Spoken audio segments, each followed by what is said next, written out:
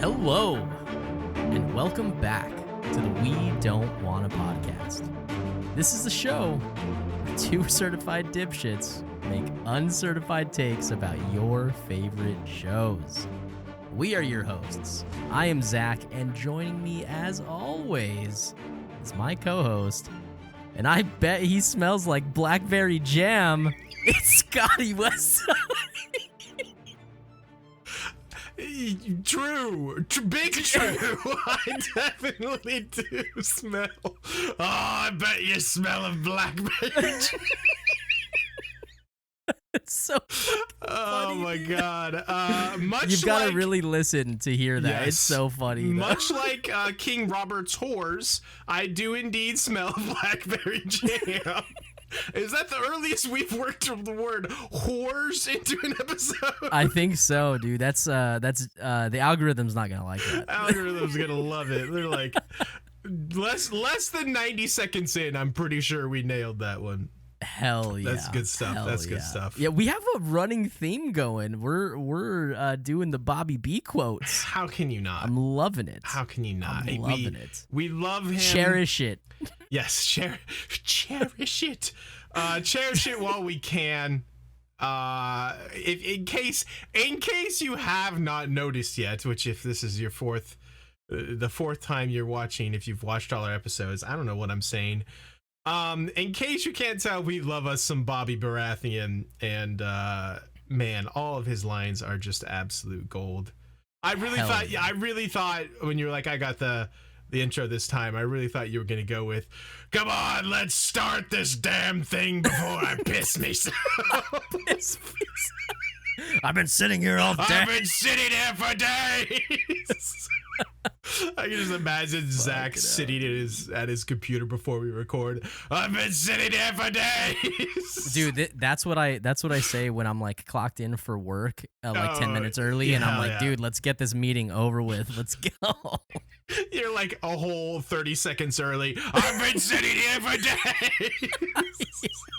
I was trying to be generous with the 10 minutes. It's really just like 30 seconds. I knew what you meant. I knew what you meant. Big time. Big time. Oh, man. How you doing, buddy? I am good. I am loving life. Excited to be here. Insert, cliche metaphor. What are you here. Inserting? Where? Let's not get ahead of ourselves. No, let's please get ahead of ourselves. I always do. I always get ahead and stay ahead.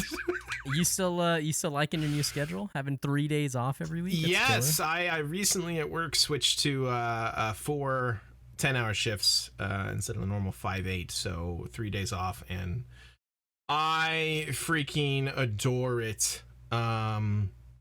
It is phenomenal. It's good stuff. Do you sleep a lot now on your days off? Oh yeah. The first day of my day off is like sleep until like noon, then take like a 3-hour afternoon nap. It's pretty great. Fuck yeah, dude. It's pretty great. Zach, awesome. I want to ask you how your week was, but we already talked about your work, and you're early at work. You're fine. There was something that I have neglected to ask you about. Okay. And I know this is weird bringing this up on episode 4, but when we were planning the Game of Thrones podcast, there was something you told me to ask you about, and I had forgotten until just now. You were like, hey, I know exactly when what it we start is. recording, ask me about the song, I think it was. And I was like, okay, I'll remember. And here I am 4 episodes in, and I'm just now remembering. So there was something funny you wanted to tell on the podcast. So please, the floor is yours. Okay. Hit me. So, actually, let me ask you this. Oh, boy. With you using OBS to record this, if you play a video on YouTube, will we be able to have it in OBS? So that our listeners can listen? I mean, I'm sure there is a way. We just may have to do it in post. Production engineer extraordinaire Scott over here would be able to do it. Just don't drag the background off the screen. Shut up about that. Let's not talk about the background. The background is fine. Fuck, dude. Okay, look, whatever. You don't have to listen. Okay. So, you know how much of a fan of Hayao Miyazaki I am, right? Yes, true. The Studio Ghibli films. Yes, correct. And I wanted to ask you, there's two reasons I want to bring this up. A while back, you asked me, hey, what one Studio Ghibli film should I watch if I haven't watched any of them? And I think I recommended you watch Princess Mononoke or Howl's Moving Castle. I've seen, no, I think I told you what other one besides Princess Mononoke should I watch, because that's the only one I've seen, and I did like it. Did you watch one? No, I was gonna, since you brought that up, I was like, which one did you tell me to watch again? Well, I feel like, okay, so... Howl's Moving Castle? Is that the answer here? So Howl's Moving Castle is probably my favorite. Okay. But I don't know that it's necessarily the best. Okay, fair. I know what you mean. I mean, look, Spirited Away was like the highest grossing film in Japan of all time until the Demon Slayer film knocked it off, or knocked it out, or whatever. It killed jerked it off. It just jerked it off. It just beat that shit off, dude. And it's for good reason. Spirited Away, I feel like is gorgeous. So maybe you watch kind of like the movie. Are those kind of the front runners then? Spirited Away and Howl's? I feel like Anyway, look, that's not what I wanted to ask you if you had watched it. Okay, so I was like, hey, look, all these movies are on HBO right now. And I wanted to watch one that I hadn't seen because there are several that I have not seen. Sure. And I watched, or Amanda and I started watching the Tales from Earthwind or something like that. It was something I'd never even heard of. But it's got a badass dragon on like the title card. It looks fucking cool as shit. Hell yeah. And I was like, all right, let's watch this thing. Dude, look, man, this movie sucked. Do not ever watch that movie. It's fucking awful. What was it called again? I think it's called Tales from Earthwind or Earthsea. Okay. Tales from Earthsea. That's what it's gotta be. Okay. And so, look, if we need to cut this, we can. But can you please just look up? I will. What do you want on me to look YouTube? Up? Mm-hmm. Just look up "Song from Tales from Earthsea." Song from Tales of Earthsea. Okay, Teru song. Dolls. Yeah. Teru song from Tales of Earthsea. Yeah. Okay. Is it just like a chick standing on a hill? Yes. I see that one. English. Yes. Teru song English. Okay. Okay. Before you click play, or maybe there's ads. To see if I can add the audio here or not. No. We do. We'll get DMCA'd. Yeah. No, you're right. Okay. So this movie's going on. This is probably at like maybe half of the movie. Maybe 2/3 of the movie has gone by. I want you to know, at this point, it had felt like we had been watching this movie for 9 hours. Like, this thing just dragged, bro. You're really selling this movie and hard. then this song happens, and in the movie, it's meant to be like this very heartfelt, like one of the side characters is just like standing on a hill, singing a song. Mm-hmm. In the wind, and it's supposed to be beautiful. And dude, this song in the movie went on probably 4.5 minutes. Wait, it's what? So fucking ridiculous. Hold on, because this girl standing on a hill thumbnail is only like 2.5 minutes long. Is this the one I need to be? The Song of Teru, Studio Ghibli, Tales from Earthsea. I don't know. Here, hold on. Okay, it's called The Song of Teru / Studio Ghibli Tales from Earthsea lyrics. Okay, yeah, okay, I got that. And one. It's like 4 minutes, 15 seconds. Okay. Yes. Do you want me to push play yet? Yeah. Am I allowed to push play on this? Yeah. And it's nice, but like, it just doesn't stop. It seems fine. Okay, fast forward to like 2.5 minutes. More of the same, except now there's piano added. More of the same. Okay, Go to like I don't know, 3.5 minutes. This whole thing was... It's the same. Okay, so pause it. Okay, that's it. That's all you need to listen to. Okay. During the song, there's several times where like it like fades off. Uh-huh. And it's like, and you think it's over?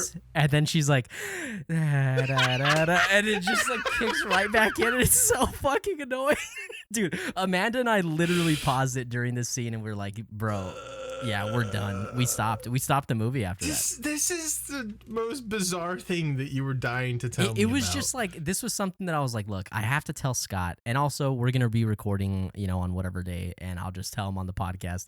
And then we forgot, and now it's like 3 weeks later. Yeah, cut to like months later. That's kind of amazing. Anyway, actually. Listen, guys, if you guys like Studio Ghibli, hell yeah, because Studio Ghibli is great, except don't ever watch that movie. It's bad. You're just out here doing the Lord's work, doing the Lord's work, man. Saving people from bad Studio Ghibli movies. Shit, dude. Anyway, we are back, and we are talking Game of Thrones. You know that. Debatable you can read the title on that, but yeah, well, we're talking Studio Ghibli right now, I guess. Studio Ghibli weird songs. I want to know if there's anybody that just like has Teru's song like on their playlist, and they're like, "Fuck yeah, this is my jam." Bro. Repeat. Well, to be fair, the song seemed fine. It just the song's okay. I don't You're know right. about the placement in the movie.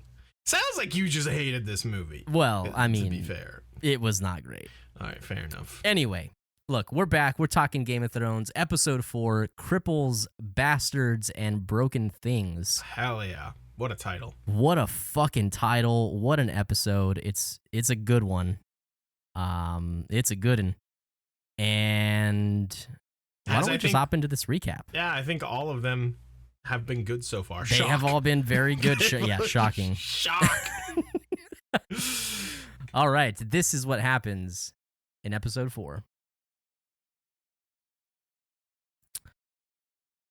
Bran has an ominous dream where he sees a 3-eyed crow. Robb gives a chilly reception to Tyrion at Winterfell, but Tyrion still helps Bran, as Jon asked, because he has a soft spot for Cripples, Bastards, and Broken Things. That's the name of the episode. That's the title. That's the title. That's it. That's important.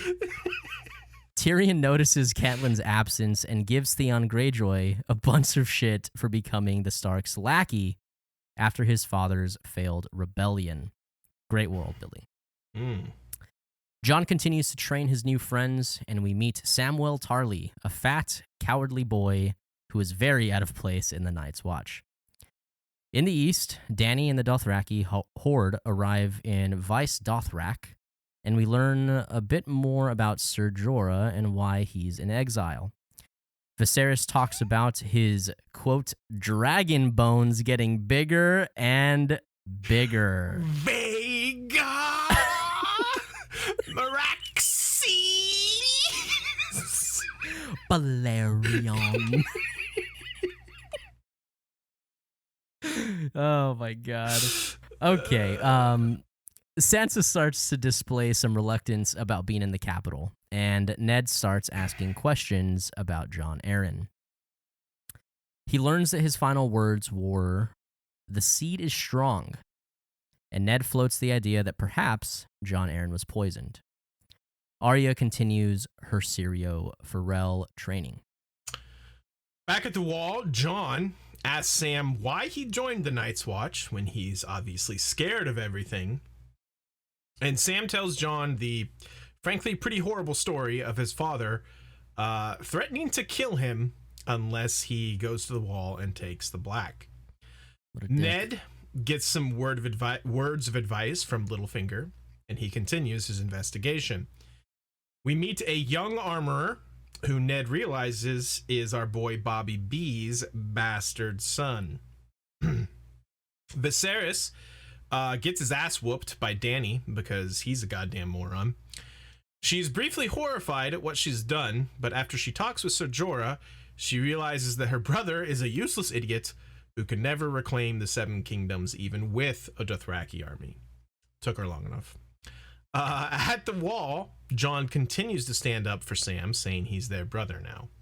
He then uses his direwolf to ensure Sam's protection. John and Sam have a heart-to-heart talk about girls and whether or not John does in fact know where to put it. Sir Alistair I know where to put it. I know where to put it. Sir Alistair comes in, breaks up their fun, and gives them shit for not knowing what true cold is. In King's Landing, the hands tourney commences. I hear King Robert was been waiting here for days. Sir Hugh, John Aaron's former squire, just shits the bed completely. Also, just so much blood that he's coughing up. It's pretty disgusting. This is maybe, I'm sorry to cut you off here, buddy, but this is maybe the best use of like the profile shot, open mouth, and something squirting out of the side. 100%. Yeah, so you love the squirting out of the side profile shot. Hey. Lord, we're almost through this. We can't even get through a recap. I know. It was so close. This is what they signed up for. Yeah. Lord Baelish tells Sansa a lovely story about a mountain and a hound. Cersei and Ned have a tense conversation about protecting their families and whether or not Ned can even help Robert. And then to close our episode, Kat and Tyrion have a run-in on the King's Road, and she takes him prisoner. Dun dun. Dun dun dun. That is what happens in Game of Thrones Episode 4, Cripples, Bastards, and Broken Things. And that's the end of the episode. We'll catch you guys next week. We'll see you next time. You get 10 minutes of us talking about Studio Ghibli and like 5 on the recap, and we're out. That's our new format. Let us know how you like it down in the comments. So next week, Scott, I need you to bring me a report on Spirited Away. Spirited Away. We'll talk about it for 10 minutes. And just 100%. Man, so my first note for this episode, and I'm cracking up. I had to keep myself from laughing while you were finishing that. Is just simply, man, I hate Maester Pycelle's breathy ass. Oh, dude, Pycelle is just such a fucking creep, dude. Fucking weirdo, dude. I can't do it. Yeah. My first note just says Ned Stark : Private Eye. And I am here for Ned Stark just being investigative, like, Batman mode. I was going to say, he just watched the Batman. He just watched the Batman, and he's in full-on detective mode through this whole episode, and I'm majorly here for it.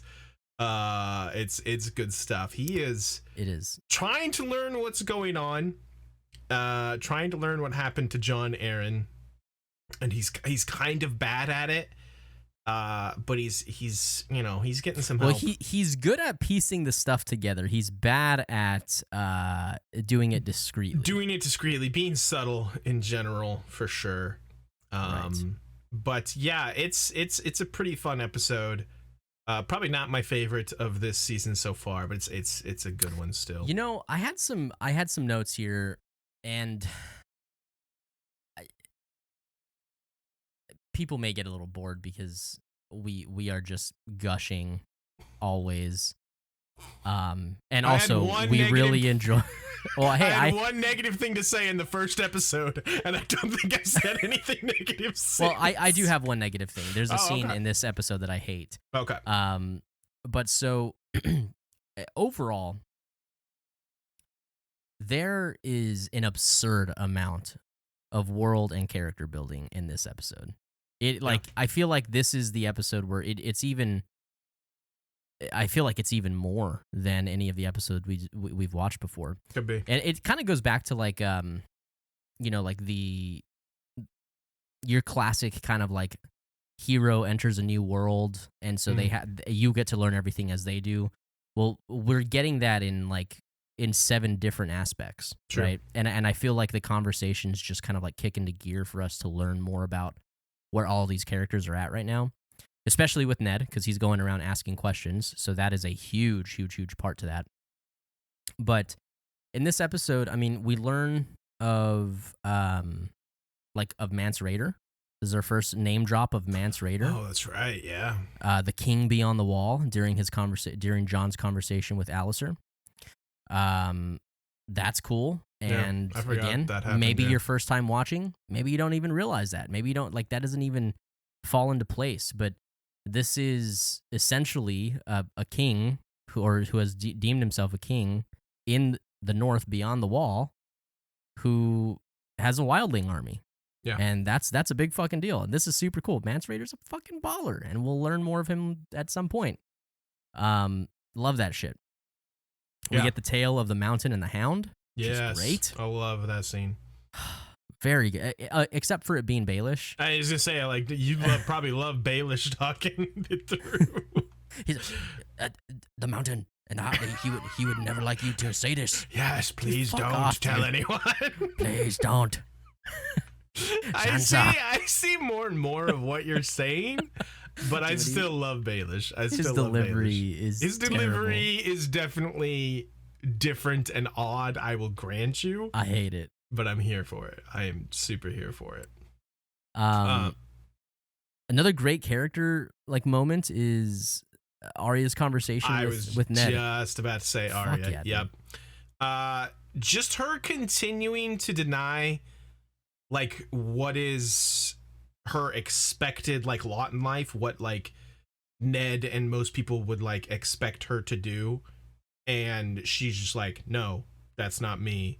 I'm not doing that. I'm gonna forge my own path, basically, is super cool, and I love her. Yes. She's so great. She just, she's not content with, these things that Ned's are like, oh, you'll be, a lady's, the lady of a lord, and, you'll have his sons and all this. And she's just like, no, that's not me. I'm not going to do that. I'm going to continue training with my dude Sirio and be a badass. And that's what's happening now. Without like, showing too much of the hand, because we're not afraid to talk about spoilers, but sure. If we can avoid it, we will. But I love that we get this so early and often with Arya, because it is such a defining characteristic for her, and it carries through the entire series. Definitely. And it's so well fleshed out for her. Regardless of your opinion, if you've watched the show, regardless of your opinions of season 8, which is controversial, that is such a powerful note for her, and I love it. Yep. Arya rules continues to be confirmed. There are a lot of like you said, like, world building stuff, but I think what I appreciate most about this episode is the character stuff, and a big one. We get a big new character, literally and figuratively, in yes. Our guy Samwell Tarly. We have to talk about Sam. I know I adore Sam. I think you are the same. Oh yeah. I think he's a phenomenal. Every story needs a Sam. Every story needs a Sam. We talked about how much we loved Sam in Lord of the Rings. Yeah. And I love this. He Sam. carries the series. He does. True. I love this Sam too. I love how he's just a coward and afraid of everything. And he goes up to the wall. He tells John, like, I'm to be your watch partner, but I'm just gonna tell you right now, I don't see very well. And John's like, dude, do you do anything well? Yeah. And he's like, come stand over here by the fire, and he's like, no, it's okay. And he's like, bitch, I'm afraid you're of heights. cold. Yeah, get over here. I'm afraid of heights. Sam's so good. When we get his kind of just very short and quick backstory of his father being like, you suck and I hate you, and you're not gonna inherit my lands and title. So basically, I'm gonna give you the choice: go to the wall and take the black, or I'm gonna kill you and I'll tell your mother you just fell off your horse and died. So that's what's happening now. Yeah. Fucked up. It's super fucked up. And John, we talked a lot about last week about how Tyrion kind of helped him find his place in the wall and helped him understand that. I think he even says something to the effect of, Sam's no different than us. There was no place for him in the rest of the world, so now he's here with us. Right. And that's, it's a perfect summary of all these, like, kind of new recruits, or a lot of them anyway. And John's like, yeah, we're going to protect him. We're not going to let Sir Alistair, like, be cruel to him and beat on him. And that too, him taking in Sam like that as the outcast and protecting him is a very, very early, massive characteristic sign of Jon. I mean, this establishes, I mean, I feel like almost his entire arc. Yes, definitely. And I also feel like it fits so well in the theme of this episode. Could almost be called Cripples, Bastards, Cowards, and Broken Things. You know, I suppose the cowards could go under broken things, but you know, Sam is another one of these characters that is, you know, not all the way there, or, you know, broken in some way, and yet Jon is like, no, he has his place here with us. We're gonna protect him. He's our brother. It's really good. It's a really good character moment for Jon, like you said. But I also just love how we have this character in Sam who I feel like a lot of time is like just a little bit of the audience surrogate of being like, yeah, dude, like this would suck to be at the wall. Like all this stuff sucks. We can't get with girls. That sucks. It's just like, it's cold up here. That sucks. I like Sam a lot. Yeah. God, I think. Oh no, I'm getting ahead of myself. I've watched the next episode. Oh, how dare you! And you son of a bitch. I almost talked about something from next week. Yeah. Anyway, so with this being such a big like defining, I think like characteristic of Jon, I think you brought it up last week with, or we talked about it last week with Tyrion, kind of like, I guess, harboring that growth in Jon, or like he was kind of the person that challenged him to see it as a bigger picture, right? And what a snowball effect that fucking has for Jon's character. Yeah. It's fantastic, and it's great to see it continue to play out. Yeah, like we said, the actual friendship between Jon and Tyrion is very short, kind of episode wise, but it's very obvious that the things they talked about and the things Tyrion like told him and tried to help him with have had a big impact on Jon, for sure. Right.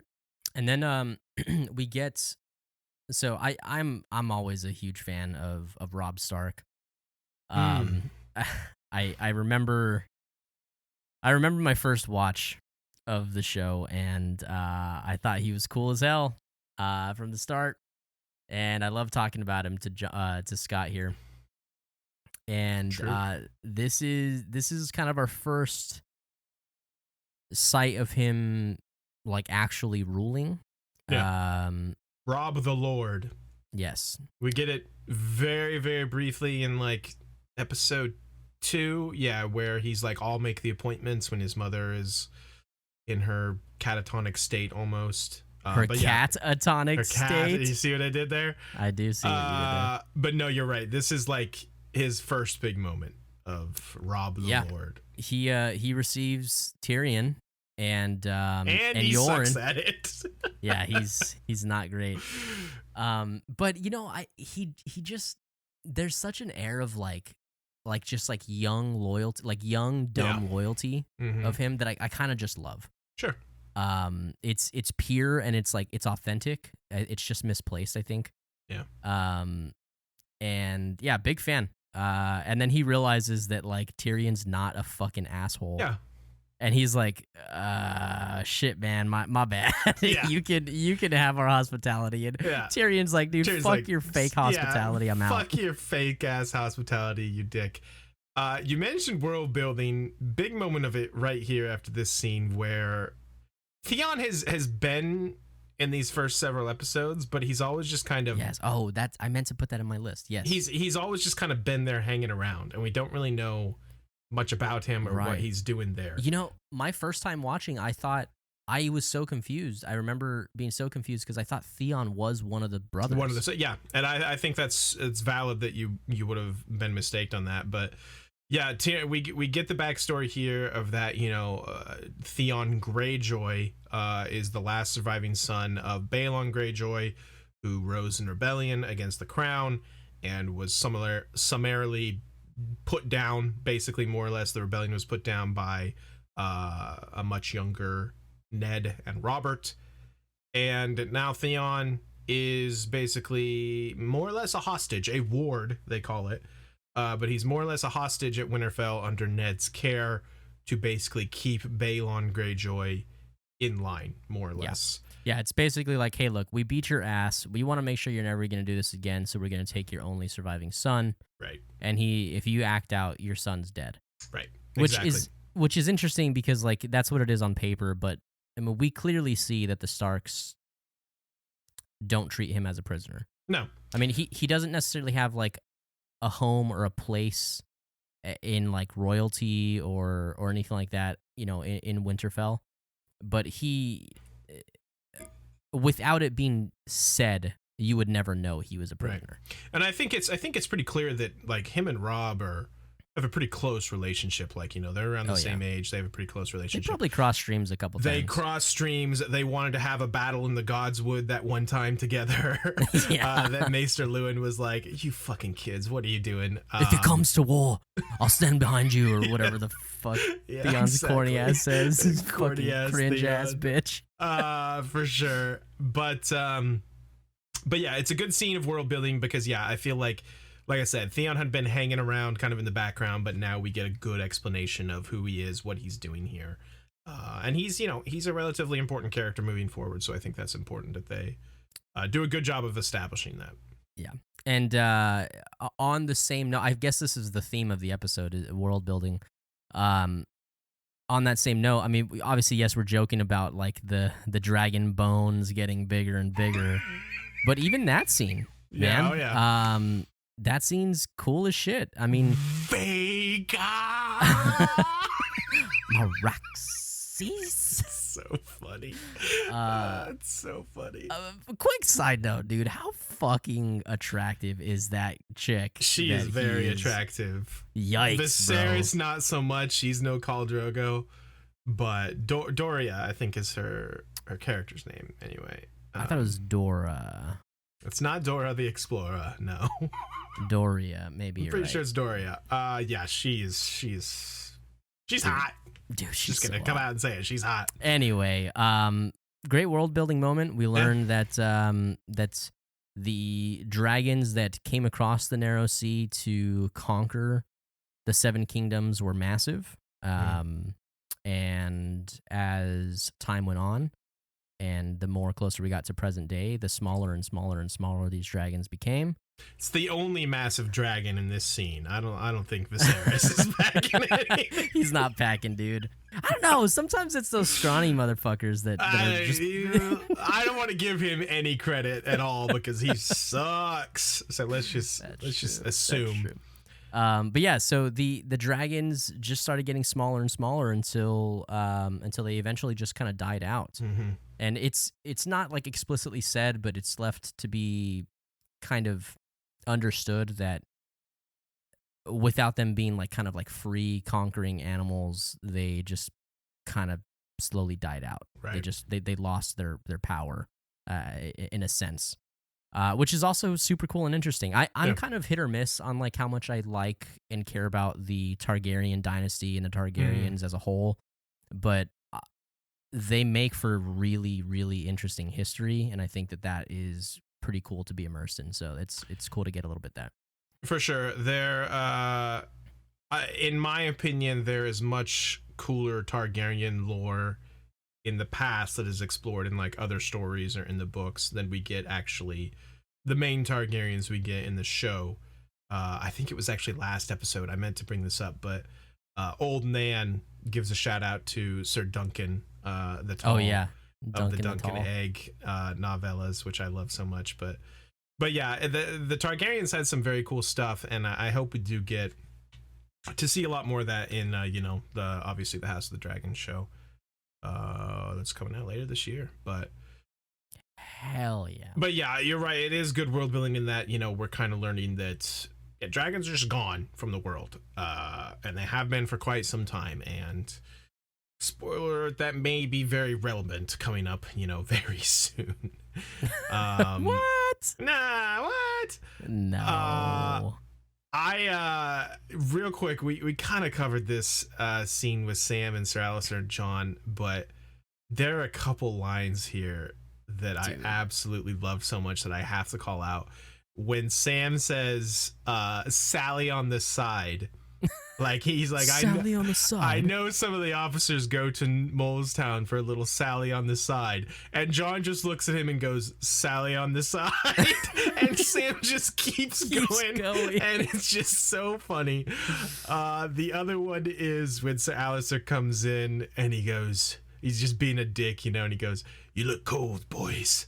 And Sam just goes, it is a bit nippy. And then Sir Alistair's like, nippy, bit by nippy, the fire. yeah, bit nippy, yeah, sitting here by the fire. And he just continues to be a dick. But just the way Sam's like, it is a bit nippy. It's like, well, since you asked. Yeah, since you asked, you know, I could use a little warming up. You want to grab me a blanket, my guy? Hey, can you grab me an extra blanket? You offering? Thanks, pal. Thanks, Sir Alistair. Fuck, dude. Yeah, so that's really funny. I mean, the best thing that Sam does in this episode is him questioning John. Yeah. So you didn't know where to put it, and So John's funny. like, I know where to put it.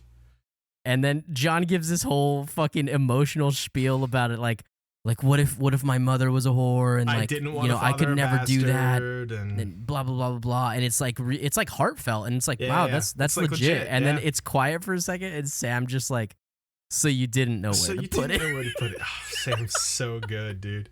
Also just the part where like he's like complaining about this, and John goes, I didn't think you would be so upset about it. Why? And Because I'm John's fat. Like, why? Because I'm fat. He pulls the old "is that a fat" joke on John, and he's like, I like girls just as much as you.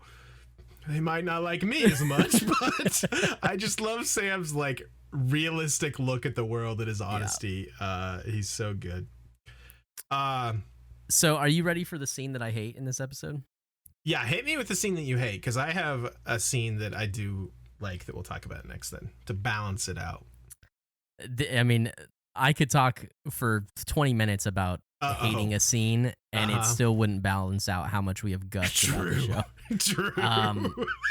Dude, it's very short, but I hate that John and his little crew go like tie down Rast and scare him with Ghost in the middle of the night. Really? It's just so like on rewatch it cuts in like oh, what are you gonna do? And then it's like it cut, oh, this is what we're gonna do. They're It's like just discussing like a it little in the meal hall, and then it kind of cuts directly to it. it's a little choppy, which okay, fine, but I just don't like that look on John. Not a fan of it. Not a fan of like the kind of like thuggish like scaring this dude to death. Like I liked the end result. It was funny to see them training in the grounds, but it just wasn't like, I just thought it was corny also too. It was very, very corny. I hear what you're saying. To be fair, it's pretty much exactly how it happened in the books. And that's fine. It's lame in the books too. And then I'm just saying like they just did it the way it was in the books. Sure. So I can't fault like them too much. Like they use a rope on his mouth. Like, could this dude not yell? No. It's, like, it's and not he's like a in rope. bed. It's like a He's in bed, literally touching elbows with another person. More, it's like, how did he not wake up when Ghost was apparently climbing on top of him? Yeah. Before they put the It's because he's a ghost. It's because he's a ghost. Listen, I'm not gonna fight you. Not too a fan on of this that one. It's fine. It's whatever. Look, I have to be subjective. That's the whole point of this. Like, I mean, it's really so we can just talk about Game of Thrones. But like, but look, you and I cut that. You and I are pretty. I said subjective. You and I are pretty objective people. Like, we're pretty. Yeah, we try to be. We'll be upfront if something's dumb. For sure. It's not. I guess I should clarify the scene I want to talk about. It's not like an incredible scene, but I remember watching this for the first time, and it was one of the first like oh shit moments for me. Like one of the big early oh shit things was how this episode ends, where Kat basically, you know, she does this whole big speech and whatever, fucking Kat, but where they all pull their swords on Tyrion, and you know, episode ends, cut to black. And I remember being like, oh shit. Yeah. Like this is a big thing, and I don't think, people who are watching this for the first time may not realize what a snowball effect this, or like a domino effect, this action will have. Right. This is a big deal because, Tyrion talks a lot about his father and how his father doesn't like him or want him or, what have you. But his father is not going to sit idly by and let his family, be taken prisoner for sure. So, and the cool thing about like you bringing up Tyrion's father, Tywin, is that up until he's cool. Well, the cool thing about bringing him up is that he's really cool. True, big true. He's just been this kind of like shadowed, elusive, There's been the talk great Tywin of Lannister. Him. Yeah. Oh yeah, I love the build up, especially on a rewatch, knowing who and what this man is. It's so cool. It's just menacing. Yeah, that's very good. So yeah, if it is your first time watching, one of the things that the show has done, I feel like incredibly well, is showing you that your decisions have consequence. Like it's not a plot armor driven show. No. Like you do something and no, this causes a ripple effect. Yeah. And so it makes it to where when you see somebody on screen make a heavy, rash decision, it's like, this is going to go one of 5 million different ways because everybody is going to have a hand in this now. Right. It's very interesting. So, yeah, definitely. I think it's one of the first things that we see done in more of a public setting that is like, oh shit. Right. This is some big stuff here. There's been a lot of whispers in back rooms of Starks versus the Lannisters and who betrayed this and who did that. But this is a very public, it's on now. Yeah. So it's a big deal. Hold on. Go ahead. Wait. Because we're talking about this scene. Mm-hmm. You should say something nice about Kat. No, the best thing. No, fuck no. The best thing about this episode is that we get our first scene with Bronn.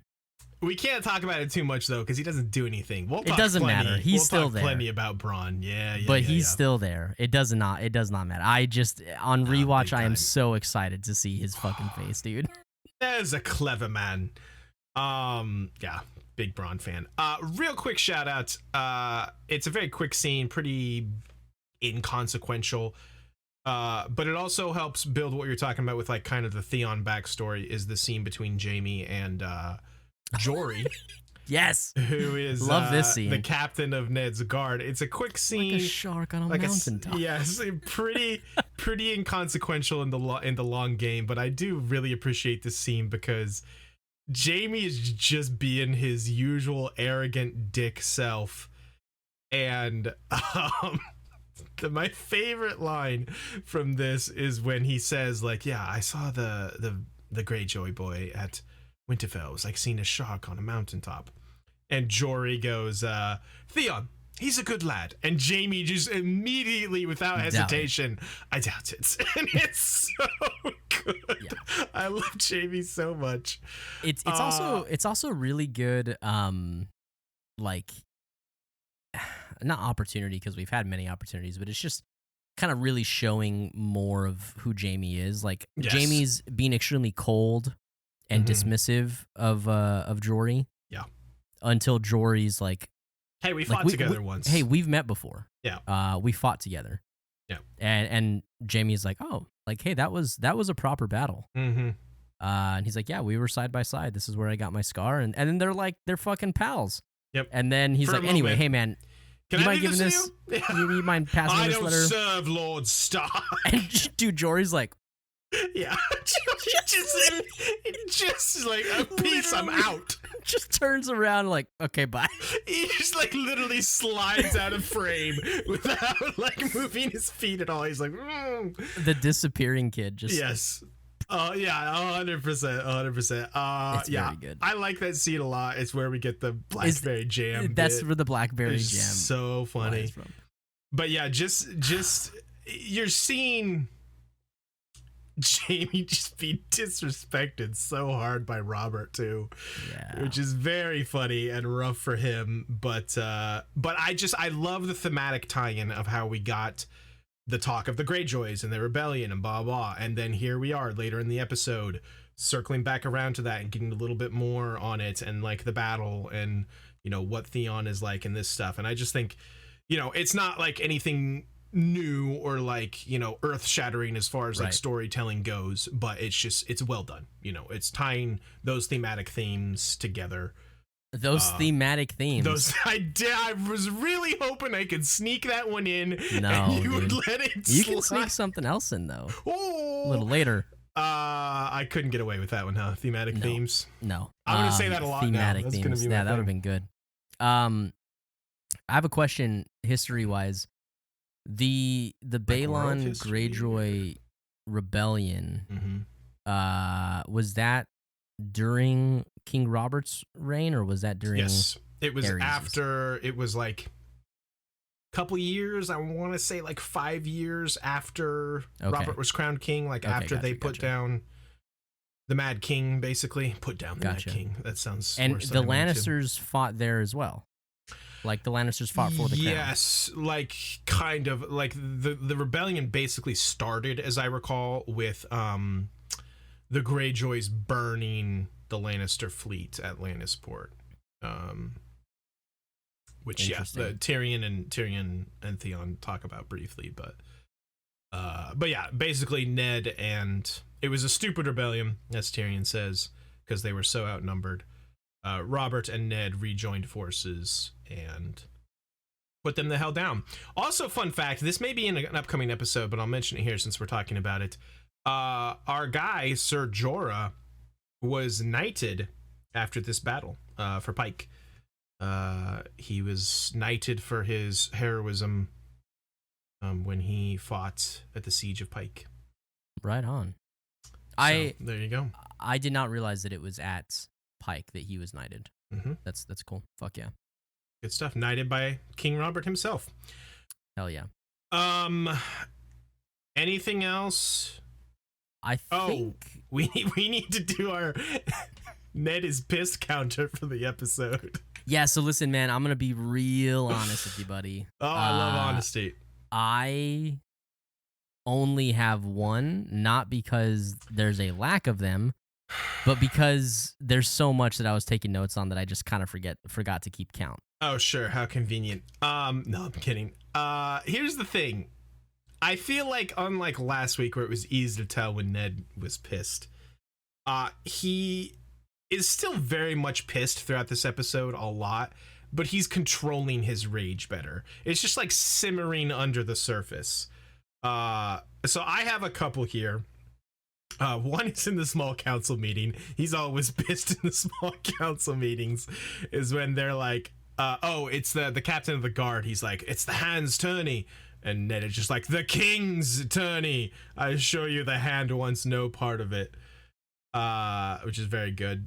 That's the only one I have. That's the only one. Okay. The second time, the rest of these are mostly him just kind of seething underneath. When he's talking to Pycelle, you can tell how just consistently frustrated he is with Pycelle's bullshit. I mean, dude, have you ever spoken dude? No disrespect I do not to blame him. to like old people, but like, dude, have you ever spoken to somebody who is like that? Oh yes, it's 100%. It is so.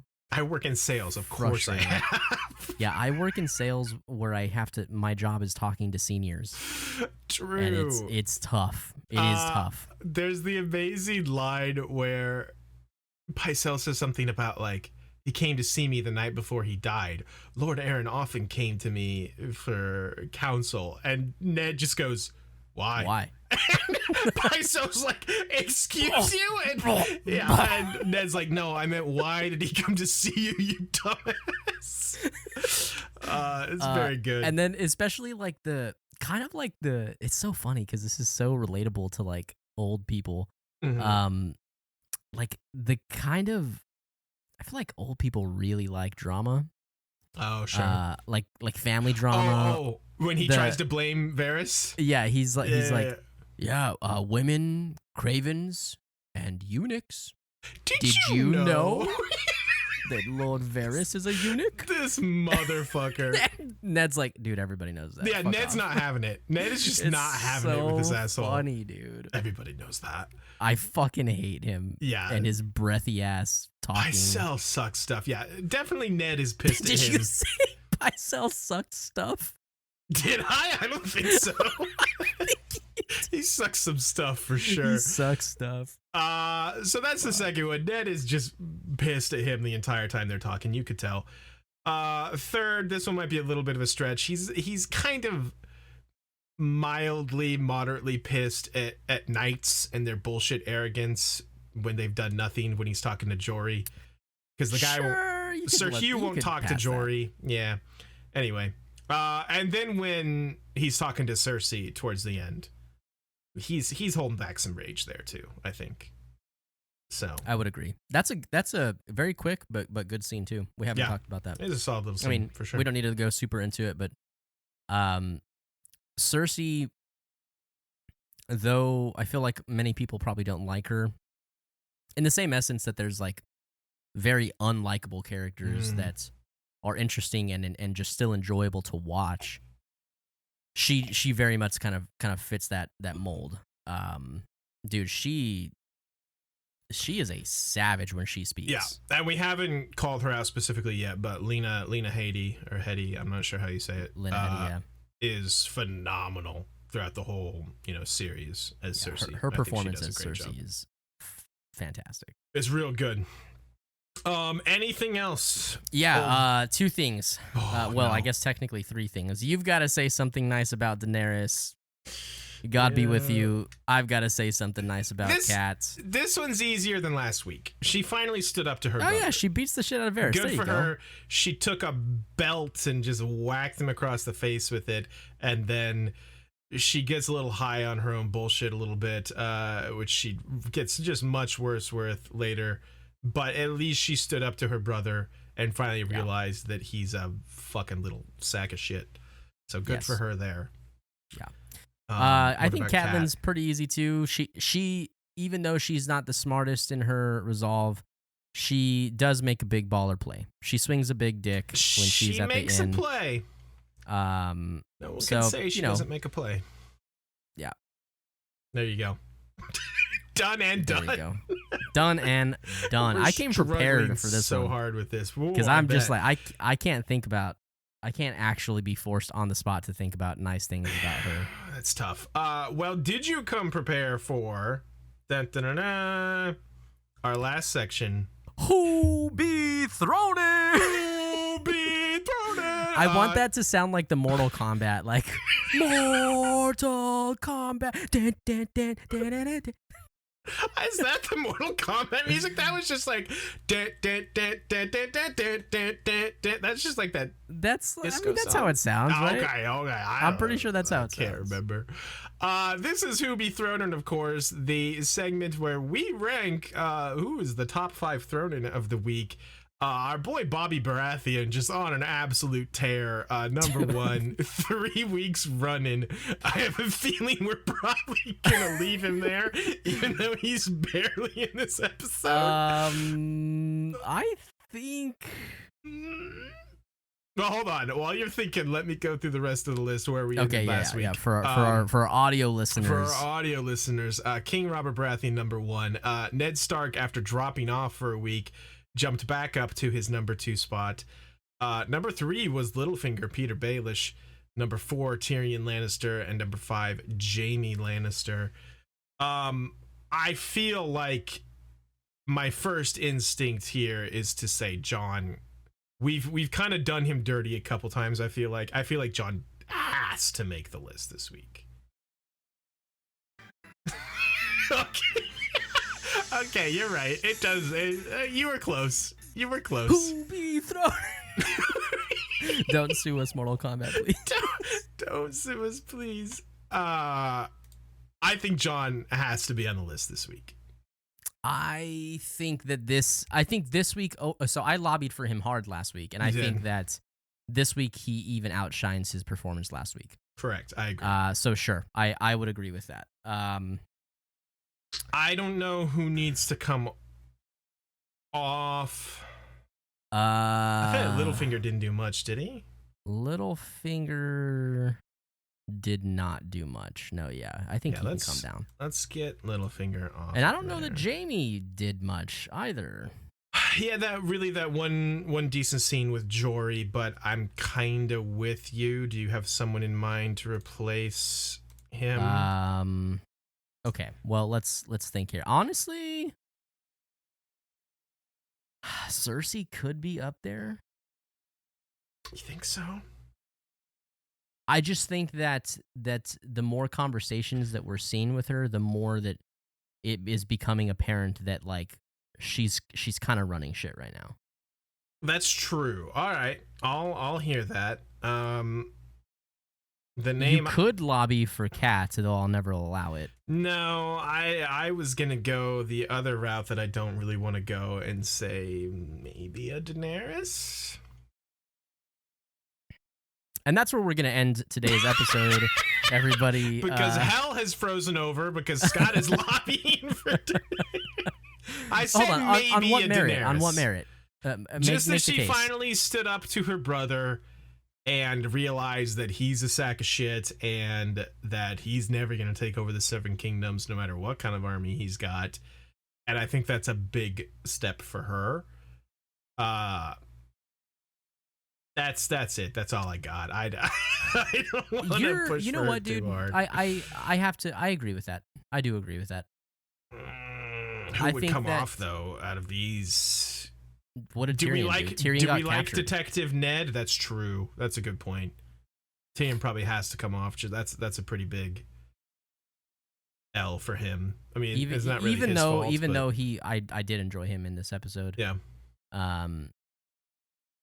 Being captured is bad. Confirmed. Yeah. See, I was honestly going to maybe petition for Ned usurping King Robert. No. I just feel like Ned is really making some fucking making up some ground here. Trying, but I feel like he's also just like I feel like Cersei still has his number. Like she's kind of like, I know what you're fucking up to. Yeah. You're right. I'm thinking maybe Cersei goes 3, right behind Ned. We'll get there eventually. John goes 4. I haven't even moved anything that I'm not supposed to yet, so quit laughing. I love that you talk especially slow when you're doing this too. I'm just making it just my dramatic effect for the audience. Who's gonna go where? To our audio listeners, if we haven't made this abundantly clear, I'm the best production engineer, person of all time. If you for some reason did not realize that you can watch this podcast on YouTube, here's your notice. You can watch this on YouTube. We have a whole chart made.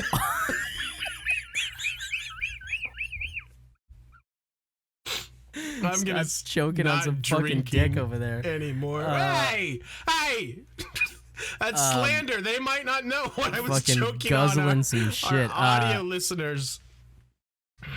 So we've got this whole chart of who be thrown in these power rankings, and every time Scott goes to move one of the characters off or on the list, he just royally fucks everything up. It's so funny. Production is top tier. I have not moved the background once this entire time, so I'm proud of you. We're making big steps, big improvements over here. How does this look to you? I think that's pretty fair. So for the audio listeners, again, This we have Bobby B staying entrenched at number 1, Ned Stark at 2, Cersei at 3, Jon Snow jumping up to 4. Or was he on that? No, he wasn't. He wasn't on the list. And Danny also jumping onto the list at number 5. Are we forgetting anyone?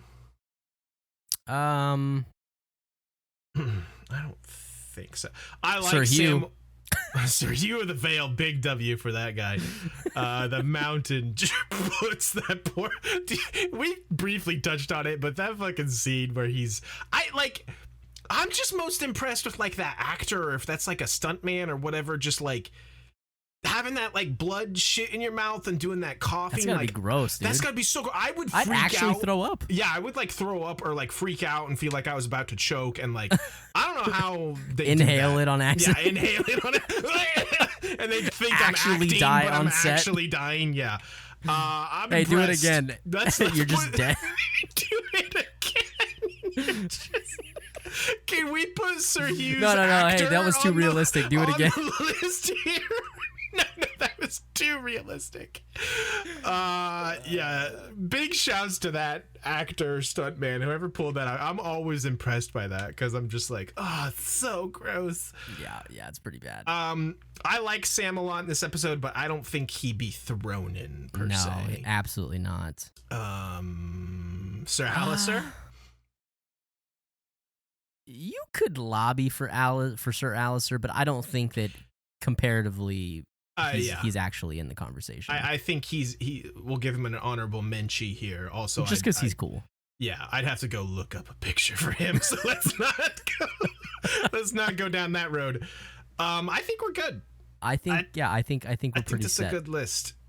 So Bobby B, list. Ned Stark, Cersei, Jon Snow, and Daenerys Targaryen at 5. And that is who be thrown in. That is who be thrown in. In episode 4, Cripples, Bastards, and Broken Things. Before we wrap this thing up, quick PSA and announcement. I'm pointing that way at my laptop, but the camera's right there. You'll get there one of these days. One of these days. If you have not already, hit us up on the Twitter and on the Instagram at We Don't Want a Pod. We would love to see you guys hanging out with us there. And we have a Discord that is now up and running. If you would like to join the community and hang out and chat with all of the wannabes, I think is what we're going with here. For now, we decided these haven't gone up yet, so we do not have feedback yet. The wannabes, that's you guys. Be a part of that. We'd love to hang out with you guys in the Discord. I know I'll be pretty active in there. You can pop in with some questions, talk about the episode, get announcements, all that good stuff. And hey, if you guys are liking this, share it with a friend, family member, or your grandma. You know we love grandmas here on the We Don't Want a Podcast. I forgot Tell them to listen so they can hear all of the dick jokes and learn a little something about the world of Ice and Fire. We will see you guys next time. Thank you guys so much for hanging out. Bye. Bye. I have to go pee.